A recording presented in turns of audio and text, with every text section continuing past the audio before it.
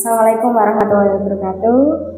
Selamat pagi, salam dan bahagia. Saya Frida Yohana, calon guru penggerak angkatan 10 dari Kabupaten Jepara. Pada kesempatan kali ini, saya akan melakukan demonstrasi kontekstual pada modul 3.1 mengenai pengambilan keputusan berbasis nilai-nilai kebajikan sebagai pemimpin. Pada kesempatan kali ini saya akan mewawancarai Bu Endah Pramurti dari SMP Negeri 3 Kedung Jepara. Assalamualaikum warahmatullahi wabarakatuh, Bu Endah. Waalaikumsalam warahmatullahi wabarakatuh, Bu Fida. Bagaimana kabarnya? Alhamdulillah baik. Ini kemarin baru kerja flu, tapi alhamdulillah sekarang udah sembuh. Alhamdulillah sehat ya. Iya, sehat. Oke, baik. Pada kesempatan ini saya ingin meminta waktunya Bu Endah sebentar untuk wawancara gitu mengenai pengambilan keputusan pada kasus-kasus di sekolahnya Bu Endah seperti itu. Monggo. Oke. Untuk wawancara kali ini itu ada 8 pertanyaan. Mungkin yang pertama ya kita mulai ya. Selama ini bagaimana Bu Endah dapat mengidentifikasi kasus-kasus yang merupakan dilema etika atau rujukan moral? Kalau pengalaman saya ya selama saya memimpin di sekolah ini, saya mengidentifikasikan bahwa suatu permasalahan itu dilema etika atau rujukan moral itu dilihat dari situasinya. Di sana apakah situasinya itu dalam situasi yang benar-benar dan itu saling bertentangan atau tidak gitu. Kemudian itu termasuk dilema etika menurut saya karena pilihannya itu sangat berat gitu, karena keduanya benar gitu. Saya kalau rujukan moral itu akan lebih mudah saya mengambil keputusan karena di sana situasinya biasanya konteksnya benar atau salah gitu pilihannya. Begitu Bu Fida. Oke, terima kasih Bu. Iya. Berarti kita Bu Endah itu bisa mengidentifikasi berdasarkan situasinya. Iya, ya? situasinya. Kalau dilema etika itu tadi situasinya sama-sama benar. Tapi kalau rujukan moral itu ketika situasinya benar dan ada yang salah, seperti itu. Terima kasih. Kita lanjut ke pertanyaan yang kedua ya Bu ya. Selama ini bagaimana Bu Endah menjalankan pengambilan keputusan di sekolah Bu Endah, terutama untuk kasus-kasus di mana ada dua kepentingan yang sama-sama benar atau sama-sama mengandung nilai kebajikan? Iya. Kalau pengalaman saya ini berbagi ya Bu Fida. Selama saya mengambil keputusan memang selalu saya sebagai pegangan saya di sana selalu ada yang harus sesuai dengan nilai-nilai kebajikan yang ada di sana.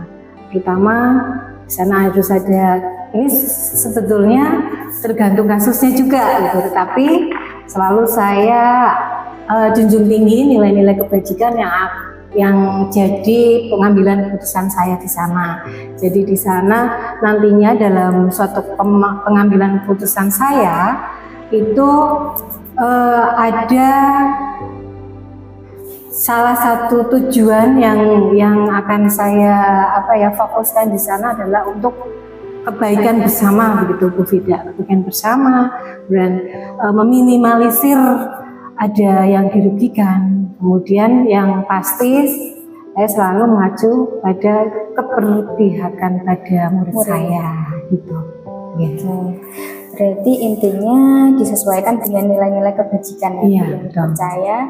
Kemudian intinya itu bagaimana pengambilan keputusan itu nantinya melihat manfaat atau dampak kebermanfaatannya. Oke, terutama tadi keberpihakan pada murid gitu ya. Oke, untuk yang pertanyaan selanjutnya,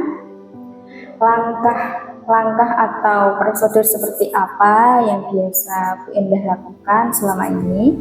Ya, kalau selama ini saya dalam proses pengambilan keputusan ya, mungkin Di sana karena dilema etika itu tadi ya selalu benar kedua-duanya ya. Di sana ada versus apa, kebenaran lawan keadilan atau kemudian ya di sana saya ambil salah satu kasus itu ya Bu Fida, salah satunya itu biar lebih apa ya, mungkin akan lebih mudah saya berbagi pada Bu Fida pada saat saya pengambilan keputusan langkah-langkahnya bagaimana. Karena saya ambil yang baru saja itu adalah kasus atau dilema etika saat rapat kenaikan kelas. Di sana itu ada pertimbangan, ada pilihan yang memang benar-benar harus kita ambil bijaksana, yaitu tentang anak yang mengalami disleksia,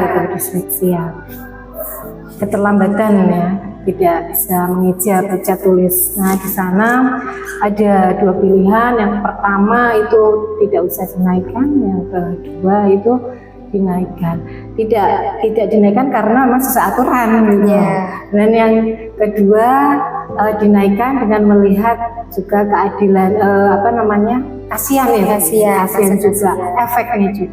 Nah, di sini kita juga untuk mengambil keputusan, kita lihat juga di sana prinsip kita adalah hasil akhir. Jadi jangka panjangnya bagaimana terhadap efek kalau kita mengambil keputusan tersebut. Nah di dalam dilematika etika ini kita kan memang tadi saya sudah menyampaikan itu keberpihakan pada murid. Bagaimana kalau anak tidak naik kelas? Kemudian meskipun di kurikulum Merdeka sekarang kan memang sebetulnya tidak diperlukan tidak naik kelas, tetapi kita tetap ada acuannya bahwa kalau anak, meskipun ya di kurikulum mereka sama-sama fase D ya Bu Fida ya, fase D itu kan sebetulnya tidak tidak mengharuskan sebetulnya, tidak ada kata-kata dari kementerian atau ada regulasi yang secara eksplisit menyatakan kurikulum Merdeka tidak boleh tidak naik, harus naik, kan tidak ada sebetulnya gitu. Tetapi di sini kita dengan guru membuat suatu satu pilihan gimana nantinya yang akhirnya itu untuk jangka panjangnya anak. Bagaimana anak kalau tidak naik, kita pikirkan ke sana. Kalau tidak naik, pastinya itu akan memberi efek yang lebih mendownkan, insecure, tidak percaya diri juga anak gitu, karena dengan lingkungan yang baru juga, anak baru dengan satu kelas itu kan beda dengan yang dulu gitu. Kemudian dia harus adaptasi lagi. Dan juga tidak menjamin pada saat dia tidak naik kelas nanti bisa membaca gitu. Lebih baik lagi gitu ya. Terus yang pilihan kedua tadi tidak naik, kita memang sesuai aturan ya. Maksudnya di sana kita mengacunya pada capaian kompetensi, memang tidak bisa, apalagi memahami bacaan, membaca saja itu sudah tidak bisa, mengeja gitu. Mengeja juga mengeja, jadi huruf itu sudah bisa, ABCD-nya sudah, tapi kalau sudah nyambung gitu. Jadi kita memang pernah ini ya tadi yang Bu Fida tanyakan langkah-langkahnya ya. Kita yang pertama identifikasi apakah betul anaknya itu memang tergolong disleksia. Memang saya ini libatkan guru wali kelas, guru mapel, kemudian orang tua juga sebelum ada rapat kenaikan kelas itu memang sudah ada tindak lanjut dari wali kelas itu mengundang orang tua, kemudian juga usaha dari wali kelas itu untuk melatih anak tersebut. Jadi pada saat pembelajaran Bu Fida, wali kelasnya itu menyendirikan anak tersebut latih membaca. Nah itu. Nah jadi memang langkah pertama mengidentifikasi, kemudian yang kedua melibatkan aktor-aktor yang ada di permasalahan tersebut ya terutama tadi siswanya, guru, kemudian wali kelas dan orang tua pastinya beda. Kemudian setelah diidentifikasi, kemudian kita juga perlu juga yang namanya uji regulasi, uji legal. Apakah nanti bagaimana ini menaikkan anak yang seperti ini gitu, atau tidak naik? Gitu. Kemudian juga kita ambil keputusan yang di antara dua pilihan tadi ternyata di dalam pembicaraan di forum itu ada solusi yang kreatif gitu. Salah satunya adalah itu tadi salah satunya melibatkan orang tua untuk memeriksakan anaknya karena itu kan dari intrinsik anaknya. Mungkin juga memang ada di disleksia itu dari kecil atau sebagainya. Kemudian juga ini Bu Fida, pada saat itu ada informasi dari guru mapel bahwa memang pada saat kebetulan ada kenal dengan guru SD-nya dulu gitu. Ternyata memang dari dulunya dari kecil itu sudah, karena di SD kan mulai kelas 1 sampai 6 gitu. Memang gurunya tahu itu. Nah, yang jadi di sini yang pilihan yang ketiga itu melibatkan orang tua, kemudian menyarankan untuk memeriksakan anaknya. Kemudian dari itu kita nanti akan tindak lanjuti juga dengan dinas karena ada program inklusif di Bida. Kebetulan pada saat itu ada pendataan dari dinas untuk anak-anak yang disleksia, tergolong salah satunya disleksia. Itu kan paling tidak nanti dari pemerintah, dari dinas ada perhatian khusus di sekolah kami. Itu entah nanti diberikan alat untuk alat peraga atau alat bantu belajar lah istilahnya. Nah, setelah kita mengambil keputusan tersebut, kita juga refleksi juga, Bu, apakah kita evaluasi juga apakah pengambilan keputusan itu sudah yang terbaik bagi anak tersebut. Gitu Bu. Iya, luar biasa sekali Bu Indah. Ternyata dalam pengambilan keputusan ini Bu Indah sudah menggunakan paradigma pengambilan keputusan, sudah menggunakan prinsip dalam pengambilan keputusan dan beberapa langkah tadi yang sudah dijelaskan Bu. Ternyata keren sekali Bu, luar biasa. Untuk selanjutnya kita ke pertanyaan yang keempat ya. Hal-hal apa saja yang selama ini Bu Indah anggap efektif dalam pengambilan keputusan pada kasus-kasus dilema etika tadi? Menurut saya hal yang paling efektif di sini untuk pengambilan keputusan, poin utamanya ya saya selalu berorientasi pada nilai-nilai kebajikan itu, selalu di sana berfokus itu, kemudian selalu melibatkan terutama guru gitu ya, guru dan siswa itu Bu, dan tidak lupa juga orang tua. Itu yang mungkin efektif, yang saya rasa yang paling efektif itu ya. Jadi tidak hanya sekedar pengambilan keputusan dari saya saja, tapi juga beberapa faktor yang mendukung pengambilan keputusan saya. Berarti intinya tetap melibatkan aktor dan juga berorientasi pada nilai-nilai kebajikan. Iya. Oke, selanjutnya yaitu hal-hal apa saja yang selama ini merupakan tantangan bagi Bu Indah dalam pengambilan keputusan pada kasus-kasus dilema etika. Iya, mungkin yang selama ini menjadi tantangan bagi saya, ini salah satu tadi ya Bu, juga yang kasus tadi, karena kita memilih menaikkan anak, ya tantangannya adalah kita sebagai institusi atau satuan pendidikan yang tugasnya memang melayani murid, berarti tantangannya ya harus melayani murid tersebut dengan berbagai macam treatment apapun gitu. Jadi kita berusaha dengan cara ya tadi, pasti nantinya guru yang mengajar, pasti ada mungkin waktu yang harusnya semua murid bisa ikut, ada anak yang tidak ikut karena belajar tersendiri. Gitu. Ya tantangannya itu pasti ada. Salah satu untuk yang kasus tersebut ya. kemudian juga alat bantu mungkin juga pasti butuh alat bantu belajar. Terus bagaimana mengupayakan supaya si anak tersebut itu bisa terlayani dengan baik. Intinya itu tantangannya. Kembali lagi pada belajar dan berdiferensiasi. Iya, betul. Kita sesuaikan dengan kebutuhan murid seperti itu. Baik. Untuk selanjutnya, apakah Ibu memiliki sebuah tata kala atau jadwal tertentu dalam sebuah penyelesaian kasus dilema etika? Apakah Bu Endah ini langsung menyelesaikan di tempat atau memiliki sebuah jadwal untuk menyelesaikannya, bentuk atau prosedurnya seperti apa yang biasa Bu Endah jalankan?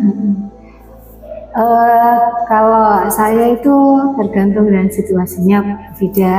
Jadi kalau secara langsung itu tidak selalu, tidak sering tidak gitu, karena yang namanya pengambilan keputusan memerlukan berbagai pertimbangan dan saya tidak terjadwal gitu, tidak ada jadwal tertentu untuk menyelesaikan kasus itu atau mengambil keputusan gitu Bu Vida. Jadi memang lihat situasi kondisional Bu Vida. Iya.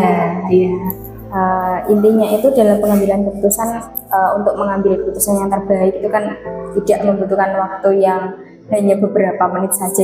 Harus banyak pertimbangan, banyak faktor juga. Banyak faktor. Untuk selanjutnya yaitu pertanyaan yang ketujuh ya Bu ya. Adakah seseorang atau faktor-faktor apa yang selama ini mempermudah atau membantu Bu Endah dalam pengambilan keputusan dalam kasus-kasus dilema etika? Faktor-faktor yang mempermudah saya mengambil keputusan ini ya untuk kasus dilema etika itu terutama guru-guru, karena guru itu mitra saya gitu. Saya di sini hanya mitra mereka gitu. Jadi pengambilan keputusan selalu saya libatkan guru. Dan tergantung juga dengan ini Bu Vida dilema etikanya itu ya. Jadi kalau memang aktor yang terlibat memang selalu saya libatkan. Itu stakeholder juga, terutama juga orang tua juga gitu. Dengan kasus-kasus tertentu gitu. Jadi intinya guru ya Bu ya. Faktor-faktor yang biasanya Bu Endah ajak diskusi dan seterusnya seperti itu ya. Nah sekarang ternyata kita sudah di penghujung ya. Tidak terasa ya. Sudah di pertanyaan terakhir. Yang pertanyaan yang ke-8 ya, dari semua hal yang telah disampaikan dalam wawancara tadi ya Bu ya, apa yang dapat Bu Endah petik dari pengalaman Ibu dalam mengambil keputusan dilema etika? Jadi yang saya petik dari ini ya obrolan kita kali ini, saya sebagai kepala sekolah yang tentunya mempunyai peran penting dalam pengambilan keputusan, seyogyanya dan sebaiknya memang harus melihat nilai-nilai kebajikan jika akan mengambil suatu keputusan, dan di sana muaranya kan memang untuk siswa, kebermanfaatannya untuk siswa, dan supaya nanti juga saya sebagai yang dituakan bisa mengambil keputusan dengan bijak dan untuk kebaikan bersama begitu Bu Vida. Terima kasih Bu Endah. Dari obrolan kita pada kesempatan kali ini ternyata banyak sekali hal yang saya dapatkan dari Bu Endah, dari pengalaman Bu Endah dalam pengambilan keputusan. Terima kasih pada Bu Endah yang sudah meluangkan waktunya untuk saya. Terima kasih. Sama-sama Bu Vida. Semoga Bu Vida sukses ke depannya. Amin. Terima kasih Bu. Assalamualaikum warahmatullahi wabarakatuh. Waalaikumsalam warahmatullahi wabarakatuh.